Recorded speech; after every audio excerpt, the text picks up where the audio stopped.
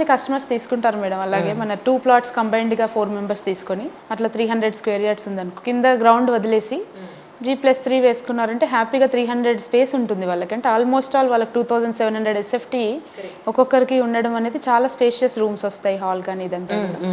So పెద్దింట్లో ఉన్నామన్న feel కూడా ఉంటుంది. అదే 100 తీసుకున్న వాళ్ళకి ఆ ఫీల్ ఉండదు. కరెక్ట్. అలా కూడా బాగుంటుంది మేడం. So nice. అంటే ఈ సందర్భంగా ప్రేక్షకులు మీరు ఏం చెప్పదలుచుకున్నారు? అంటే ఎవరైనా కూడా అండి, పెట్టుబడి పెట్టాలనుకునే ప్రతి ఒక్కరు కూడా సొంతింటి కల అనేది ప్రతి ఒక్కరికి ఉంటుందండి. ప్రతి హ్యూమన్ బీయింగ్ ఖచ్చితంగా సరిపడా, అంటే మనం బ్రతకడానికి సరిపడా డబ్బు, బంగారం, తర్వాత ఇన్వెస్ట్మెంట్ అంతా కూడా చిన్న స్థాయి నుంచి పెద్ద స్థాయి వరకు కూడా ప్రతి ఒక్కరూ డబ్బుల్ని ఎక్స్ట్రా మనం ఉన్నదానికంటే మించి సంపాదిస్తున్నాము అంటే ఖచ్చితంగా స్థిరాస్తి మీదే పెట్టాలనుకుంటారు.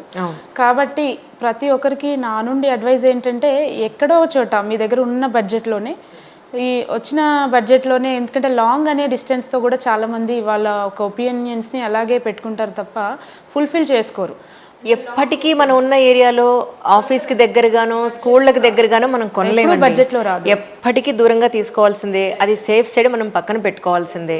ఇప్పుడు ఈ రోజు ఉన్న ఓపిక 10 ఏళ్ల తర్వాత ఉండదు, ఆ 10 ఏళ్ల తర్వాత ఇంకొక 10 ఏళ్లకు ఉండదు. ఎప్పటికైనా ఒక చిన్న సొంతిల్లు ఉండాలి, కనీసం ఆ ప్రాణం సొంతింట్లో పోవాలి అన్న పాయింట్ ఉంటుంది ప్రతి ఒక్కళ్ళకి. అబ్సల్యూట్లీ.